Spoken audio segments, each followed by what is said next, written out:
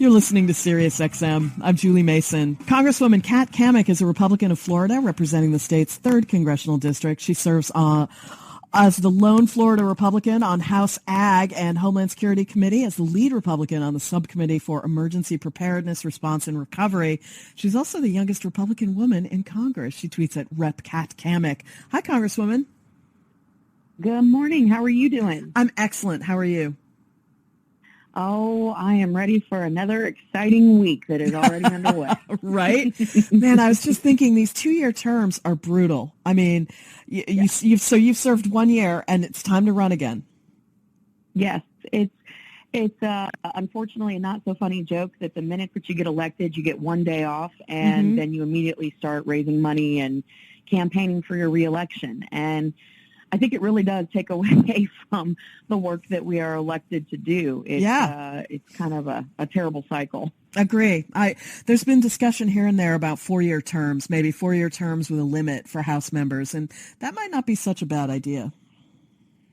You know, it's interesting. I really love digging into the Federalist Papers and the documents that really were giving us an insight into the mindset of our founding fathers. And you know, when you read the Federalist Papers, they talk about wanting to term limit or not term limit, and they said, well, with 2-year terms, we are essentially imposing a term limit through the will of the people. So if you have a good member, they keep them. If they have a bad one, it's not so long before they have the opportunity to throw them out. So it's a double-edged sword. I see absolutely the mindset in how this all was crafted, but yeah, the way that politics has evolved, it's turned into just a perpetual cycle of raising money. And I wish that there were more opportunities for members to focus on the legislating and the work rather than the campaigning. And it seems like we're getting further and further away from the original intent. You have an interesting piece in the Gainesville Sun today about virtual learning. No substitute for in-person classes. Tell us about what's your interest in this issue? Well, I think, you know, every single family across America has an interest in keeping kids in school. We have seen from the start of COVID to today, we have kids, young kids that maybe were kindergartners or first graders when COVID just started, and they haven't really experienced what in-person schooling is. So from the federal perspective, you have about $167 billion with a B in COVID relief funds still outstanding. And this money is going for the sole purpose of creating a safe environment where kids can come in and learn in person. Yet we're seeing school boards around the country say, no, we're going to take that money, but we're still going to do virtual learning. It's hurting our kids. It's hurting our families. We need to get kids back in school. And so our legislation restricts these school boards from taking money designed to get kids back in school in a safe environment and saying, if you don't get kids back in school, you're not eligible for this fund. And I think that's a pretty common sense way to look at it. So you introduced the bill in the House. Senator Rubio has a companion bill in the Senate. Yeah. Keep Our Kids in School Act. Interesting. And you also blame school boards, teachers unions, liberal governors for being the architects of this trouble. Yes, you know, I've seen repeatedly, especially here, and I'll give my own hometown as an example, the county of Alachua, they ended up forcing the hand of Governor DeSantis when they said, we're not going to put kids back in school. We are going to continue to do virtual, even though several children in our area don't have access to broadband.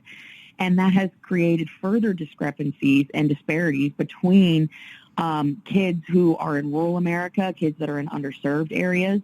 And the money just kept going to fund the salaries of these school board members. So Governor DeSantis stepped in and said, no, you're not going to mask our kids. You're not going to do this continued virtual learning. We have to give options to parents. And so what they did is they went around the governor and didn't even apply for a grant. Biden administration stepped in and said, we're just going to give you grant money for school safety. And all that money went to the salaries of these school boards. So you're really seeing this play out where parents have become, in the Biden administration's eyes, the enemy. I mean, heck, we've had the AG call them terrorists and equate them to terrorists. When parents are being pushed out of the conversation about their children and what is right for their children, what their children are learning and how they're learning, and the big government is coming in and saying, no, we know better, you need to back off, that's when it's time for us collectively to step in and say, absolutely not. No bureaucrat in Washington knows better how to educate or take care of your child than you do as a parent. And so this is the first step in many that I think we will be taking in really protecting the rights of parents and kids and getting back to this just normal common sense setup that we've had for so long of kids in school, kids having opportunities, instead of this blanket one-size-fits-all approach that, big government seems to love. You've also been sounding some alarms about the prospects for an economic crash resulting from Biden's fiscal policies.